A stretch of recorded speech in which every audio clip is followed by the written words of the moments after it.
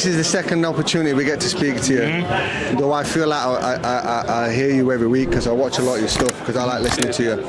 I won't be asking you questions like why you don't lead with a right uppercut.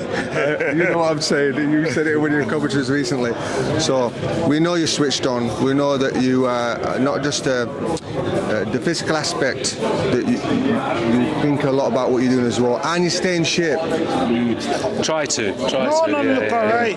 And that's a big part of it because I always feel that someone on the pads or someone who's moving with a higher level athlete must be matching somewhat towards their conditioning. Keeping up with them as well. Good shout. I've always said that.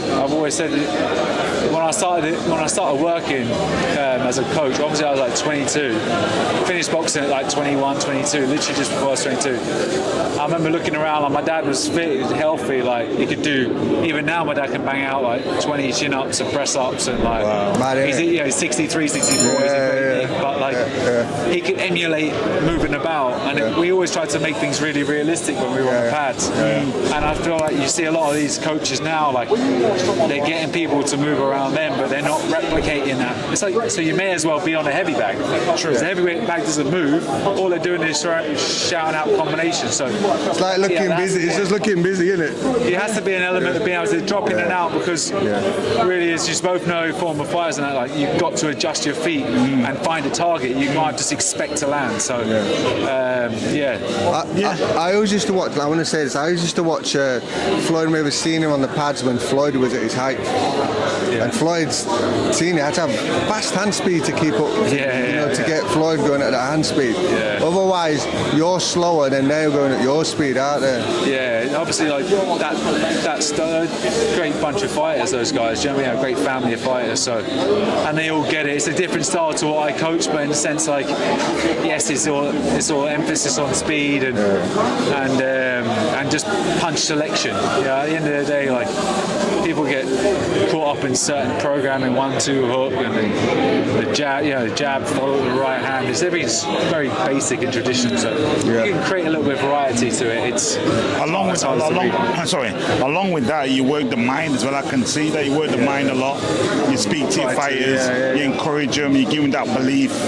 Like I can see it in your fighter. That's the thing. I mean, you've got to have an area of respect from the fighter to the coach, so that if they're 5 rounds down in a 10-round fight, you need to get them to be able to win every single round from then on, and hopefully get a stoppage. Do you know what I mean?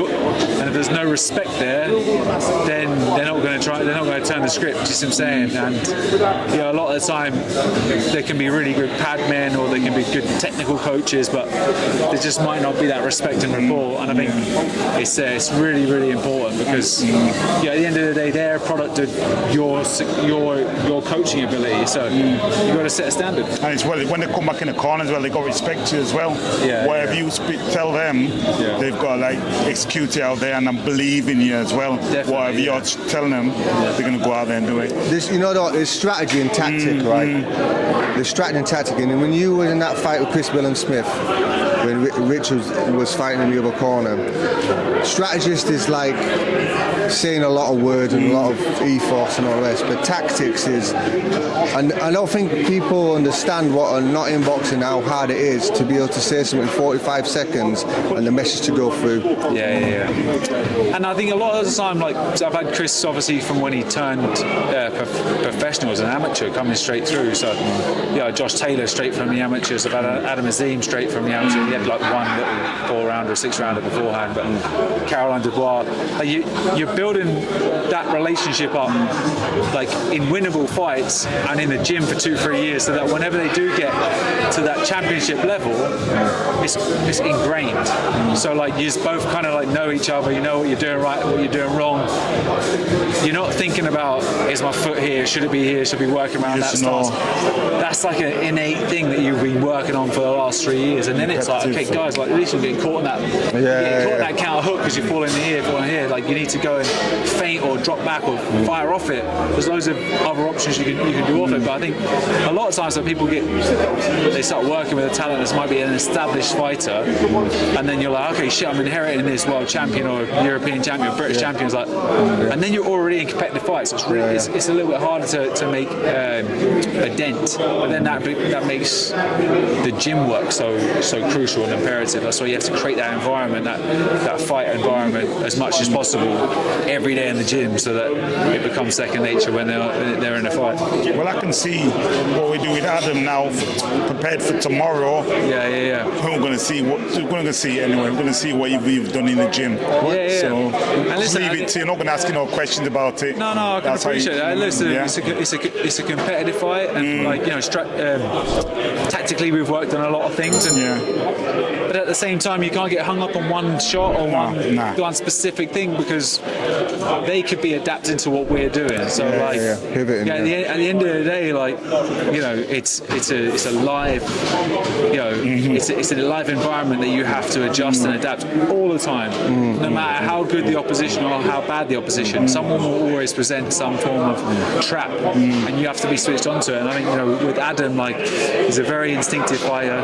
Yes, I can help him become better, but his instincts are there. Down to him as well. Very down good. to him. Yeah, and he wants to be a figure in the boxing in the boxing world. Like, for years to come, he wants to be a pioneer, legacy. Exactly, build that. And I think you got to win fights like this. He's got a good team there set up, and his family. Yeah, and good people. I spoke to his family last night. He's got a good setup. When I talk to you, I don't know how much you know about EQ, but there's IQ and EQ.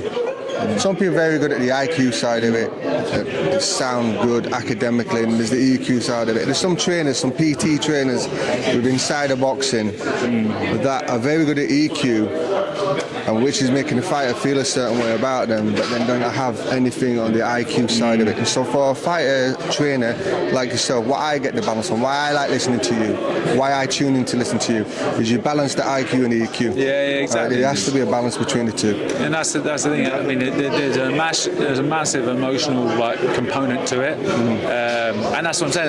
That's that belief, that rapport. So you talk about, you're effectively a psychologist to these kids.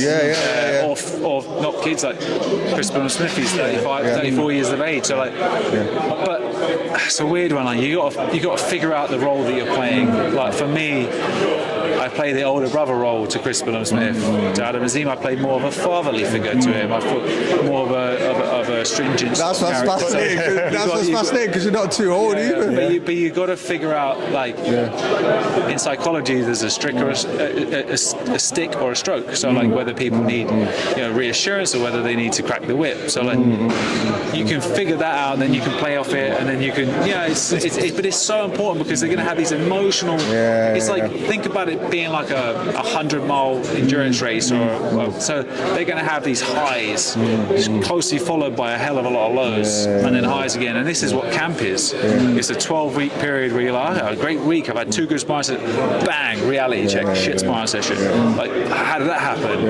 What am I doing right? What am I doing wrong? Trust the process. There's loads of things that you go through, and if you don't do it right, they're not battle ready, they're not battle hardened, and then they won't perform. It's like you're saying, the trainer needs to look at a fighter and strip him. You're stripping him down, knowing him every part of his body, his legs, and everything, where up to his brain. Yeah, exactly. How he thinks, and when he's tired, and when he's not concentrating. You just know everything. Yeah, well, you have to. You have to. That's part of a good trainer. And they have to be honest. Yes, and not just from an emotional standpoint, also from a physical. Okay, he buzzed me there, or this is why I wasn't doing this. Okay, cool. Yeah, you're right. But it's the beauty of being a coach, and people see 36 minutes, but really it's that's nothing. It's most of the time it's like 36 months before then. Do you know what I'm saying? That you're getting. And the years in the background as well. Yeah, exactly. And the years of so within this industry, there's not much trust anyway. So then you've got to work with a fighter, and you have to trust each other when you're in there. You're the eyes and ears. You're seeing things they're not seeing, and they've got to be able to execute and trust you what you see. So it's a great synergy. So, and it doesn't always work. Sometimes it doesn't work, but most of the time, you try and win more battles than you lose. That's the aim of the game. You never stop learning, though, right? That's right. Yeah, exactly. Any trainer out there, there are some trainers out there that come across like they know everything. What I love about you is you're hungry for more. It's not just a revolution; it's an evolution. You're open-minded as well to learn and bring in more ideas to the table. Always. You know, we got Greg, mindset coach, who's doing lots of great work with the fighters at the moment, breath work and stuff like that. Like that, you know. I mean, I was a bit not skeptical, but I just, you know, I didn't know the importance of stuff like that. You know, like, it just goes in generations, right? Like, we're just exposed to more science and more information, and you can either take it on board or get and progress, or you can get left behind. And I think there's a lot of coaches at the moment that are still stuck in their ways a little bit, and they're getting left behind a little bit. And I think, you know, I don't claim to be, you know, the be all and end all. I just make sure I'm doing everything in my power to get better, and just because at the same time it's for their benefit. They get one crack at it. I'm going to have more fighters in the future, but I need to get Chris Smith to. I mean, he got him over the line to get to world honours. I need to get Adam Azim there. I need to get Caroline DeVar. I need to get Ellie Scottney. I have to get everybody across that line, and so that when they finish their career, they can say, like, give me a percentage. How much out of 100 did you maximise yourself? 98. Cool. If someone says, oh, well, 60% of what I was capable in the gym, well, that's a massive failure. It's a massive failure. And I think there's a lot of fighters that don't ever get the opportunity to really showcase what they're capable of, whether it's down to matching, training, anything, you know, getting weight wrong, whatever the case, and then suddenly they underperform. And you know, being an amateur, for instance, like when I boxed, I was like, I knew I had way more. That's what fascinated me about the sport of coaching, you know. But that's it. You know, you're putting it all back into your fight. Trying to everything what you failed on, you're just clarifying it and putting it back into your fight. And I can see that. So you know what it is, we're gonna leave you because you look tired. Your eyes are gone.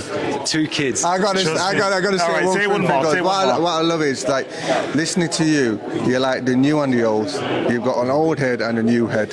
You know, you mix, like when we box, believe it or not, I won't say which trainer it was, we got told off for drinking water in the gym. Don't drink water. To be honest, I mean, my first amateur gym, it was kind of the same. You can't drink water. It's mental to think. Sweatsuits and stuff. Sweatsuits every training session. But then you look at like the science now when it comes to electrolyte, sodium, things like that, and you're like, we're the only sport that's not really allowed to have like sodium and salts and carbohydrates in between rounds. Now in Vegas, in Nevada, the state of Nevada, you're allowed them. Yeah, of course. So like you're sweating it out, you got to put it back in. I mean, somehow. Also, like your brain's made up of like ketones and glycogen, so like, you need to replenish that, because is that going to minimise like head trauma?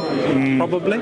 So like it's stuck in their ways on so many different levels, but that's for another day. Can we do this, right? Because this just doesn't do justice. I'm a qualified nutritionist, so I do nutrition for a lot of the top fighters, all right? And you just touched on something there that I want to talk about a little bit. Can we come and do a podcast with you? I want to come down and do a full podcast to do it justice, but we're going to check out because he needs to go rest. Thanks for stepping by. Do me one favour.